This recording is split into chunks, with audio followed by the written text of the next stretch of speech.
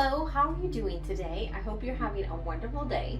Today we're going to be going over some questions that you need to be asking your realtor if you're going to be buying a house. It could be very exciting, but also super overwhelming. And there's so much to consider, from location of the home to location of within the country, also pricing and the weird things that happen in the house, like a dip in the living room floor. So that's why your realtor really needs to be your personal buying buddy. But even better than the best buddy, there needs to be some guidance, right? So we're going to break down some key questions that you absolutely need to be asking your realtor before you take the plunge into buying. By the end of this video, you'll be a house hunting pro and ready to find your dream home with confidence. So let's get started. First things first, we want to talk about the basics. You want to interview your agent because with the new NAR settlement, you're going to have to be signing a buyer's agency agreement. So you want to make sure that before you sign that, you ask some questions about them so you know if they're the one that you want to work with. Like, how long have you been a realtor? Do you specialize in a certain area? Can you share some references from past clients?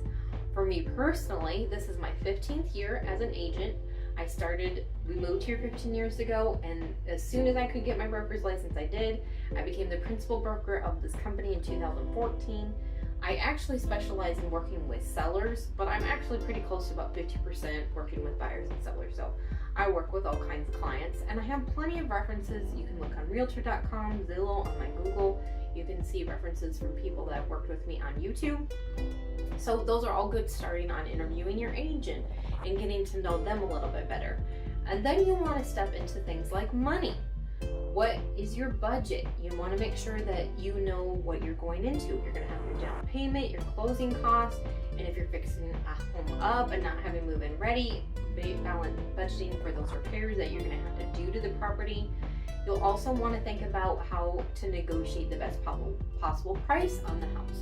What education does your realtor have about negotiation, and how are they going to help you find the best price for the house? Well, the way I do that is we research the market. If I'm a buyer's agent, we're going to look for properties that are similar to that home, that have recently sold and are currently on the market, and compare the condition, the square footage, the improvements, and see how the house that they're going to make offer on compares, so that they can make an offer that keeps them protected for future value of the home, but also gets the buyer to consider the seller to consider their offer and actually make either a counter offer or hopefully accept the offer as it is written. Then you want to step into some other areas, like when you actually get into buying the house. What's the current market like? Is it a seller's market? Is it a buyer's market? Am I going to be going into a bidding war? Though we do currently have some houses that will get multiple offers, we are kind of softening a little. I would still say it's a seller's market because prices are up, interest rates are up, so it's not really a buyer's market. The inventory is increasing, which helps buyers have more choices of homes to choose from, but they still are not able to necessarily negotiate the price down or get the seller to pay concessions, or probably not both. But you can certainly ask for it if you want to. We can definitely set you up on a personalized search so that you're getting information about homes that hit the market, have reduced price, maybe ones that have gone under contract that you're interested in, so you know how quickly you need to be making an offer. So those are all things that you need to think about. I also had a client of mine that I've been working with, Russell, thank you for your help, give me a list of questions that he brought with him when he came to look at the area. One of the first things that he asked about is would I act as a general contractor when working on their home. Personally, I would not, because I'm not really licensed in general contracting, but because he is a homeowner, any homeowner that does work on their own house is able to do so. It doesn't have to be a licensed contractor that comes in and does work on your house. If you have the education and the wherewithal to make improvements to your home, you can certainly do them. You may still have to check with the inspector or get permits for doing improvements on property, but that doesn't mean that you have to hire someone to do that. Another question that I get a lot is build versus buy. Right now, land here is not too expensive. The lots are we have an oversupply of lots. So you could pretty easily get a lot for pretty cheap to build a house on. But the house building is about $150 a square foot, and most of the homes in our area are being priced at about $100 a square foot. So it's still going to be better for your budget to buy and remodel than build a home. I'm not telling you not to, I'm just saying as you look at the bottom dollar that it's better to buy and remodel. Now you are going to get a little bit more expensive homes on the lake, but that's more about the land that they sit on than the homes. But in general, you do get a nicer home on the lake. So it's a little bit of both. Now, if you do have a lakefront property, you are going to want to make sure that you have higher liability insurance. That's a recommendation from my insurance provider, that homes on the lake have a liability insurance of $100,000 and $300,000, because just because you're on the lake, there's a more likelihood of an incident with the liability issue since you're on that waterfront. You also may have to think about flood insurance if you're on the water. You're probably going to have flood insurance if you're going to be living or owning a home on the river. If you're on the lake, it's possible, but it's much less likely that you're going to have flood insurance. A couple years ago, the government did a flyover of our area and said, oh my gosh, look at all this water. Everything here is in the flood zone. No, it's not. It's a man-made lake. So we all had to hire surveyors and say, no, we're not in the floodplain, and then we didn't have to have flood insurance. Luckily, it wasn't too difficult, but were still a couple people that had to get flood insurance. I know one homeowner that had the corner of his house in the floodplain, so he does have to have flood insurance. So it's possible. It's not likely. I don't know. In the 15 years that I've been here, I don't know of a lake house that's flooded. I mean, there's probably some that have gotten water in their basements, and it could be put under a flood claim, but not like the dam broke or anything like that you had a flood problem. Now, we do have a municipal airport here.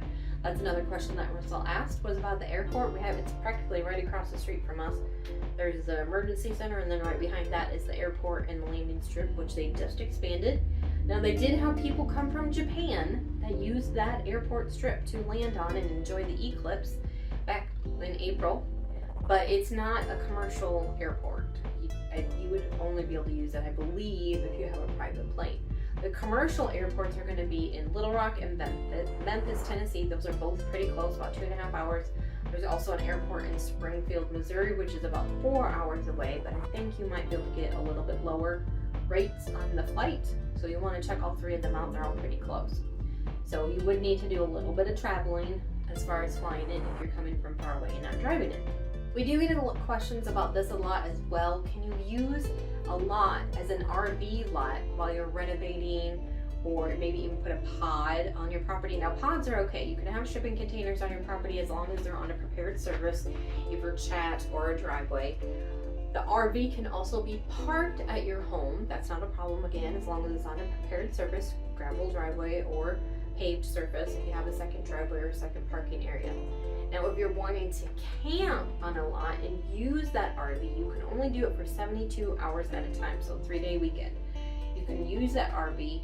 It's not meant to be used on vacant land. You can't buy a lot and then park an RV on. You could do it, but you wouldn't have access to, I believe that you would not have access to water or electricity until you put a septic system in.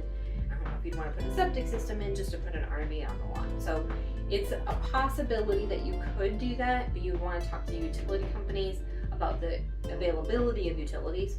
But if you're okay with just parking your RV, using a generator and not going with for power, using your holding tank for waste water and bringing your own water in, then probably you can pretty well camp over the weekend on your lot. There is also a camping site at the Base Park Fire Station, which is just down the street on Cherokee Road, then just down the street from Town Center, City Hall and such. And the Base Park Fire Station, you can camp or put an RV there. It's right by the river, so you'd be able to use the river if you use that camping site, and that's available to buy camping spots, not buy camping spots, rent camping spots for a few days through SID, Cherokee Village SID.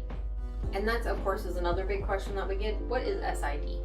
SID in Cherokee Village, there's a couple other areas that have SID, Hot Springs Village and Bella Vista. It stands for Suburban Improvement District. Before the city was incorporated, that's who ran the city, the SID. When they decided to become incorporated in the city, they were two separate entities. SID maintains the golf courses and the lakes, as well as the community centers, any area that's SID, the beach. There's a few other places that they maintain, but those are the main ones. And the city does all the other stuff, the streets and the fire department and things like that. So SID is paid for through your annual taxes. You'll get two itemizations on your bills. You get the county ad valorem is what it says. That's the county tax, and then there's the SID tax. Now, if you ever looked at your assessment of your property, you'll see that the county has assessed a value to your land and the improvements on your land. SID takes that assessment of your land, multiplies it by 36%, and then divides it by 10, and that's how much you owe. Most interior lots are $90 a year, but this is only a 10-year agreement. We're not really sure what's going to happen after 10 years because it's the first time they've done it. So most interior lots are $90. Some of them are assessed slightly lower at $2,000, and those are $72. If you have a lakefront lot, the most you can pay is $740. Lakefront or golf front lot, you're actually touching the lake or the golf course. And then if you're a lake view or golf view, you could be paying up to $340 a year. That's actually any lot can be up to $340, but the assessment's much lower on most interior lots at $2,500, so it's usually $90. But some of the lots that I looked at the other day for taxes were closer to $200 because they're lake view lot. We do have a nearby landfill. That's another question from Russell. Cherokee Village spans two counties. There's Sharp County and Fulton County. Highway 175 runs through the middle of Cherokee Village, Highway 175 spur. And when that T intersects at the far south side into 289, that's basically where the landfill is. So it's right across the street from Cherokee Village. It's right across the street from the animal shelter.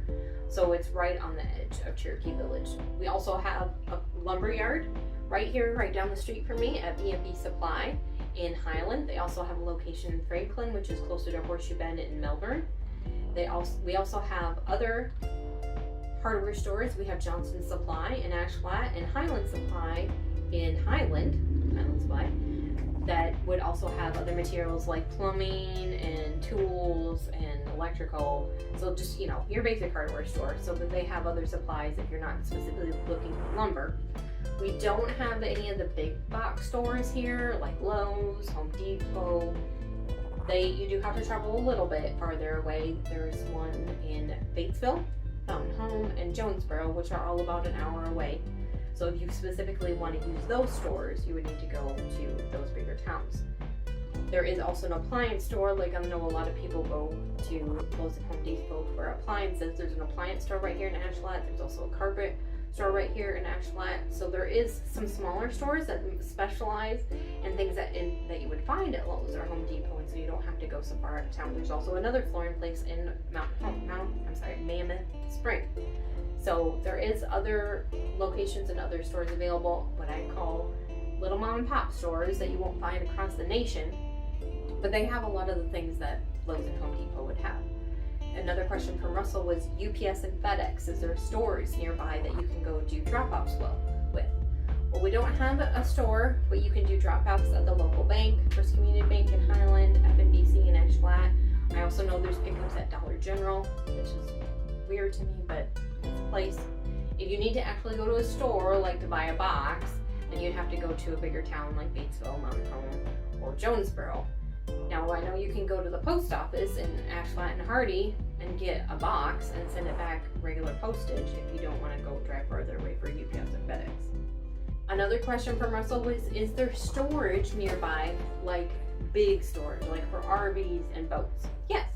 Actually, just down the street from us in Highland is Mid-Lake Marine, is the sales office for Mid-Lake Marine for boats.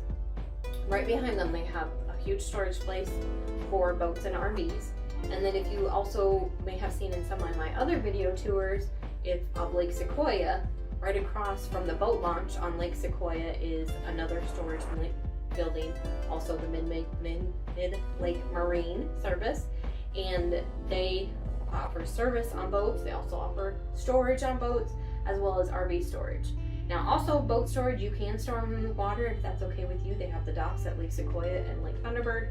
But if you're wanting something out of the water and away out of the elements, then they have that covered storage at those two locations. There are also other storage places throughout Hardy, Highland, and Ash Flat. They do not necessarily have storage for boats or RVs, but those are storage places as well if you're wanting something for smaller. Now currently, Russell is looking for a home inside Cherokee Village. But if he decided to buy outside of Cherokee Village, he asked if they could buy a lot in Cherokee Village and use that for camping trips. Well, I'm going to have to say no on that one. Certainly you can buy a house outside of Cherokee Village and just buy a lot in Cherokee Village and have access to the amenities. And that with that lot, you can either leave it undeveloped, you never have to do anything with it and just have ownership to your property and access to the amenities, or you can develop it and use it, like I said, for RV, but it is not meant for camping. It says in our bill of assurance that it's not for a temporary structure. It has to have an actual structure built on it for use.